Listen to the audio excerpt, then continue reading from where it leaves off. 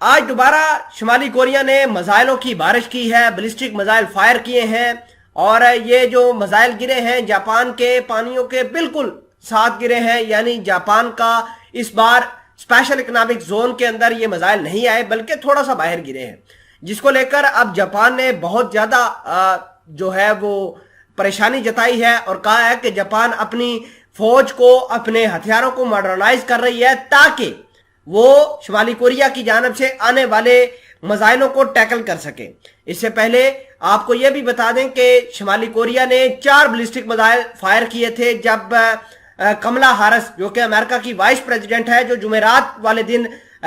جنوبی کوریا کے اندر آئی تھیں تاکہ وہ ملٹری کو ایکسپینشن کر سکے، ملٹری کو انسپیکٹ کر سکے، ملٹری کو دیکھ سکے، جو ڈرل جاری ہے امریکہ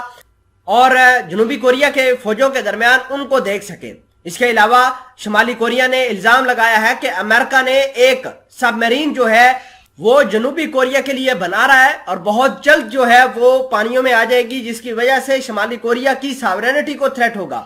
ناظرین گرامی، اس طرح کے بیانات جاری کیے گئے ہیں، تمام تر چیزیں آسان الفاظ میں آپ تک پہنچانے کی کوشش کریں گے۔ چھوٹی سی گزارش ہے کہ آپ ہمارا یوٹیوب چینل حسنات ٹی وی کو سبسکرائب کر کے پاس موجود گھنٹی کے نشان کو دبا لیں تاکہ لیٹسٹ نیوز آپ تک بر وقت پہنچتی ہے۔ خبر یہ ہے کہ شمالی کوریا نے اس مہینے کے آخری دنوں میں یعنی سپٹمبر کے آخری دنوں میں بڑے زیادہ بیلسٹک میزائل فائر کیے ہیں۔ 4 تو انہوں نے نیوکلیر پاورڈ وار ہیڈ لے جانے کو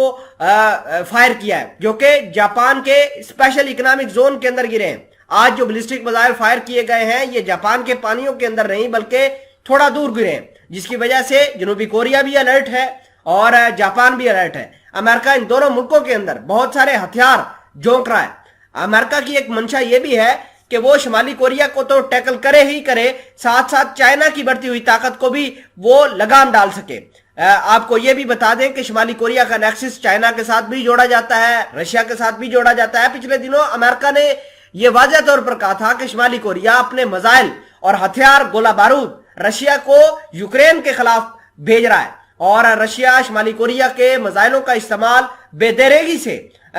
یوکرین کے خلاف کر رہا ہے۔ اس کے علاوہ اگر ہم بات کریں چائنا کی، تو چائنا کے اوپر الزام یہ ہے کہ وہ شمالی کوریا کو ان ہتھیاروں سے لیس کر رہا ہے، وہ ٹیکنالوجی فراہم کر رہا ہے جو اتنی لمبی دوری تک میزائل فائر کرنے کا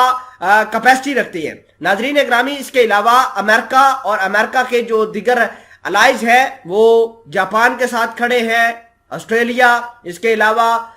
ساؤتھ کوریا کے اندر تو امریکہ نے اپنے تقریباً 3000 سے 3500 کے قریب فوجی بھی تعینات رکھے ہیں جو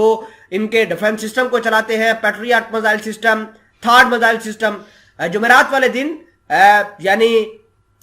27 سپٹمبر کو کملا ہارس نے جنوبی کوریا کا وزٹ کیا، اپنی فوج کو دیکھا، انسپیکٹ کیا، اس کو مختلف قسم کی انفارمیشن دی، امریکہ کا نیا اسٹریٹجک پلان دیا کہ وہ اس ریجنل اینیمیز کو کس طرح ٹیکل کرے گا، جس کی وجہ سے شمالی کوریا نے بڑھتے ہوئے پریشر کو کم کرنے کے لیے یہ میزائل داغے ہیں۔